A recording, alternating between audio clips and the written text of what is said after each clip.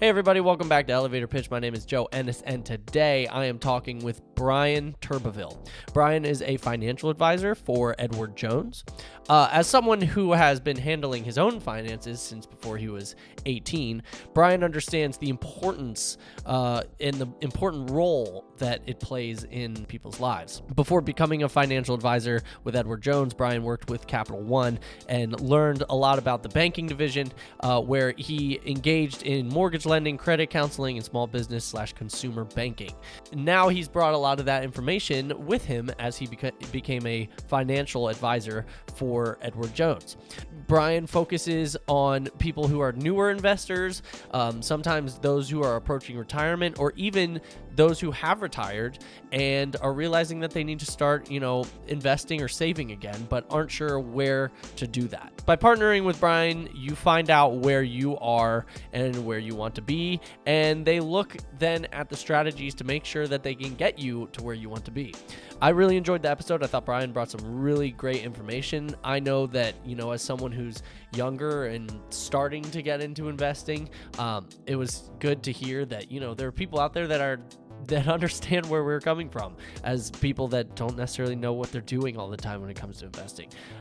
Brian was really great. I really enjoyed the episode, and I think you will too. Thanks again. Hey everybody, welcome back to Elevator Pitch. My name is Joe Ennis, and today I am joined by Brian Turbeville. Brian, thanks for being here, man. Hey Joe, thanks for having me, dude. Appreciate it. So Brian, tell us a little bit about what you do, and kind of your day-to-day, I guess. All right. Hi, everyone. My name is Brian Turbeville. I'm a financial advisor here with Edward Jones in the Northern Virginia, Maryland, DC metro area. So my role as a financial advisor really is to offer goal-oriented financial advice to my clients. So a lot of people are like, well, what does that mean exactly? So really what that means is I start by really getting to know you and your situation. And it's not really just knowing how much cash you have lying around, but really understanding what it is you do and why you wake up in the morning and go to work, right? So it's not like we're going home and shoveling all this money we make into the mattress. What motivates you? Like, I know we have to pay our bills, put food on the table, but what is it really that motivates you? Why do you do what you do every day? So maybe, this could be, maybe you're saving up for your first house. Maybe you want to retire early when you reach 50 and just travel the US in an RV. Maybe it's putting your kid through college and letting him or her come out debt free. Like, all of these are reasons why we do what we do. And it's really important for me to kind of understand those reasons. All those financial goals, they do require a bit of planning, on your part, and these are the type of things that I help with. After we talk about goals, we're going to investigate the financial aspects of the goals, like where are you now? How much more do you need? What does the time frame look? Only by understanding that can we then truly build out a financial strategy for you. So what comes next after that? So we got your strategy, we know what you want, your goals. So next we're going to look at, can you get there, and discuss how you might be able to actually get there. Now, it's very important for that as a financial strategy. One of the first things people do when planning financial goals is to make goals that are just simply unattainable. And as such, they don't really achieve them. And they often kind of give up on them. They're like, I want to buy a house in 2 years, but they may not have enough savings to get there. And then they may just get disheartened afterwards, right? So the key is to make simple, attainable goals and then just stick to your plan. After that, we're going to partner up and talk about what we can do to get you there. And this is a part where when you think about financial advisors, most people think this is what financial advisors do. This is the part that involves picking investments that might suit your goal, your risk tolerance, in your time frame. Say you want to send your kid to school in 15 years. This may mean you invest in more growth-oriented investments so you can grow the money as much as possible. On the other hand, if you're trying to get a down payment for a house next year, you might want your money in less volatile investments like bonds. The choices you make are super important, and they are very complex, and it's my role to kind of help you navigate them and kind of pick the best ones based on your strategy. So now that we have your goals outlined, we have a plan in place, we have your money invested where it needs to be. So what's next after that? This is probably the most important part, and the reason why you should consider working with a financial advisor is because really just the follow-up year after year. Even though your goals are solid right now, you know what you want to do right now, things change, life changes, maybe you get married, maybe you have a kid, maybe you're all saved up for that early retirement. And when the time comes, you find yourself in a career that defines you and gives you purpose every day. That's the key with working with me, is just partnering together, working with those goals. And as your goals, evolve, we kind of morph them and change them and help you stay on track. That's cool. So Can really, I jump in really, here real Joe, quick? Yes, that's really kind of what I do, Joe. Cool. That's awesome. So what are some of the bigger, you might have hit on it a little bit there, but what are some of the bigger issues that you currently see when working with people? Maybe, an area in that roadmap, I guess, that people tend to get, blocked up or stopped by, or find the most issues. What are some of the biggest issues that you see, day to day with clients, and what are you specifically trying to do when people work with you as a financial advisor? What are you trying to do to help solve that? So I think one of the biggest issues in my industry now is, the tendency for people, they kind of want to do it, invest themselves. They kind of want to do it themselves. So I really try to work with my clients and kind of explain, what it is I do and why I do what I do, So for me, I really enjoy the education aspect of what I do. I like to teach my clients or prospects or anybody who's willing to learn, Cool. About what I do and what it's important. Like that could be anyway from why to invest early, why is it important to think about that old 401k you want to roll over, or anything like that, and really just educating them, and also educating on them why we put them in the stuff that we do. Like what's the difference between small cap and large cap? Like why is it important that we choose that there's a little bit in each, right? Most people who do it themselves, they don't understand the whole concept of that. And I will say, for me personally, I laugh and joke because my full-time job is Edward Jones and my part-time job are my own investments, because it really takes a large commitment of time. You got to learn and really train yourself to understand what investments are. And I laugh because I actually have one client now. I was just going out visiting businesses a few months ago, and I came up to this guy. I was like, hey, Brian Turbeville, financial advisor.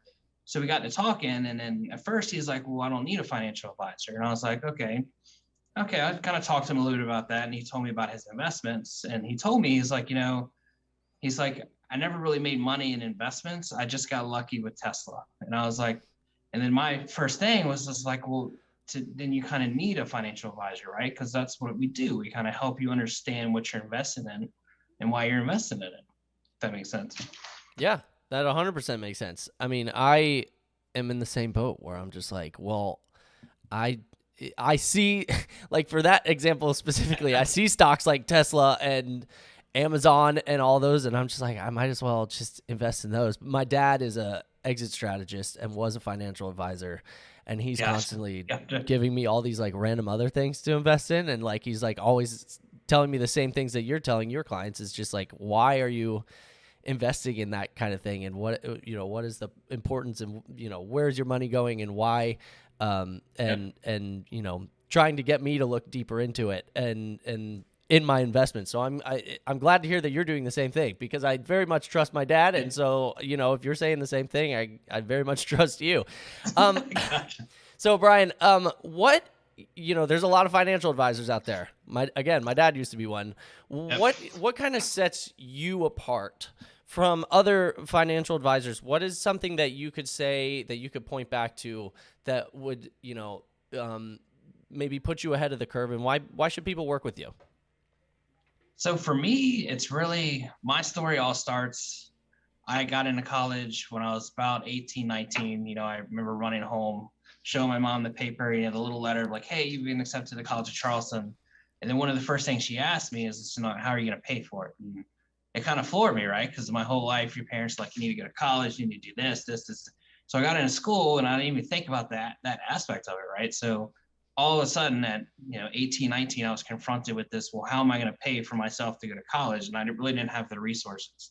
And what I really love about my role now is I can be a resource for people like my young self, to kind of help them understand like what finance is, why it's important to get in early, man. Just the education part of it, really just telling people why they should do this and what the outcome looks like. Because a lot of it is, we don't really think about it. Like, people are living till you retire at 65. People are living to what? By the time we get older, Joe, we might be living to 100 years old, It's Right. important we have that 35 years of income figured out because we can't work at that point, right? Right. So really it's helping people understand that aspect of it. And, on the investment side, like I said, my part-time job is investments. It's what I do. I love it. I live for it. I breathe it. That part of my job, I absolutely love.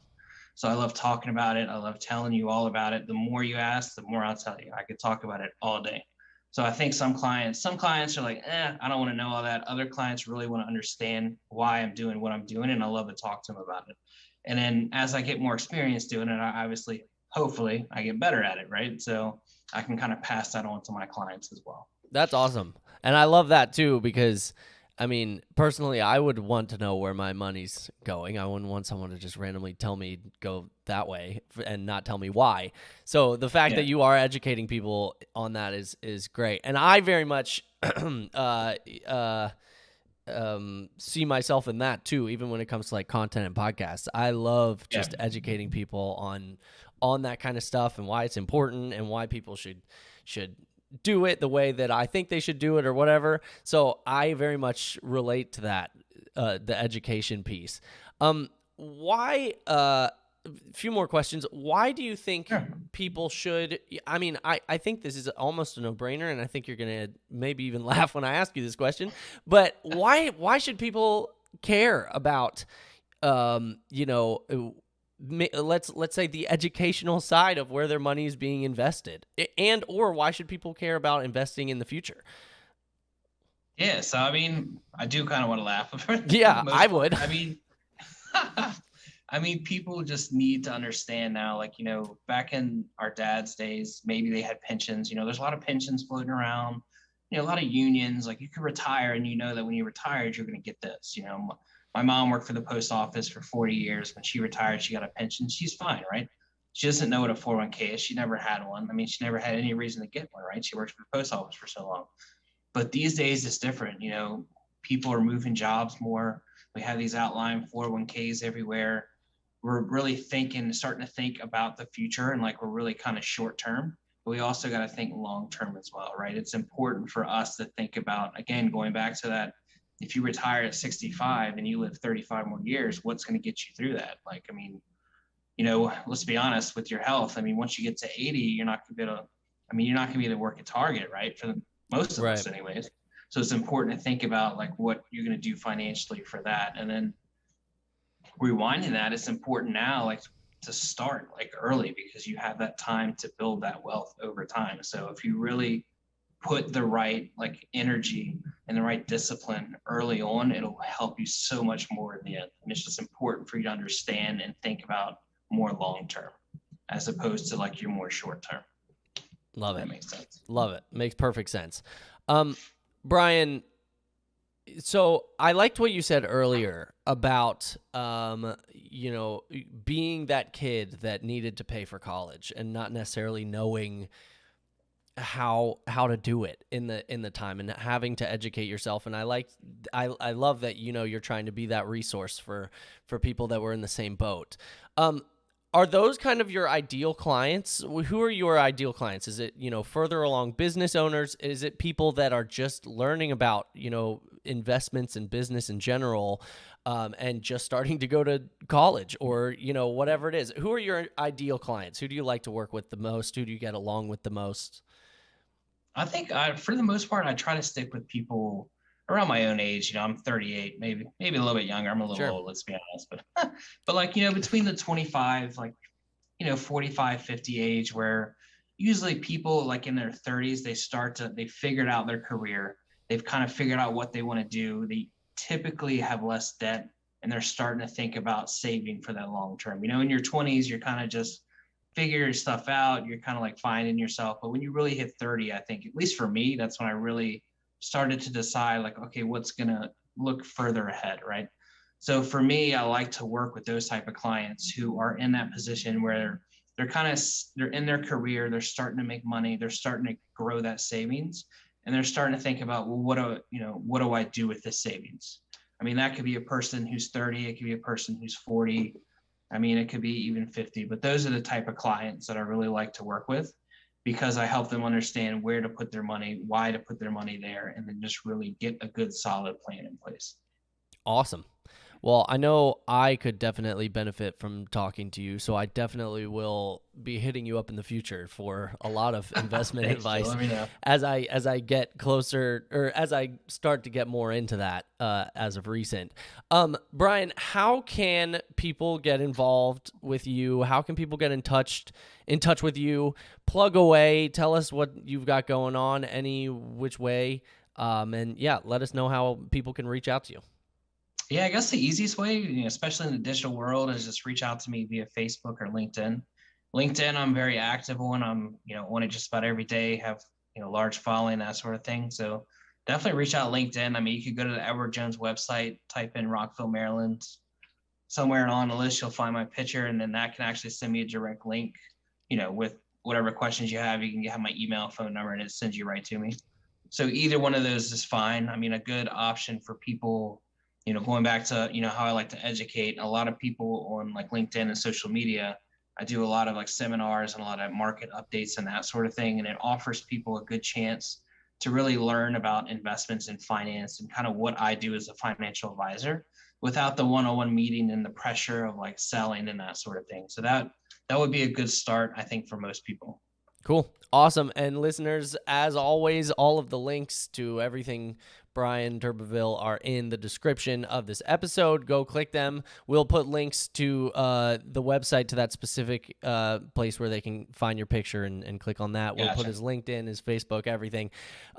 Brian, thank you again for being on today. This was super, super awesome. I love to hear that, you're able to educate people in that way. I think education is very important, especially when it comes to your money and investing. Yeah. And so thank you so much for coming on today.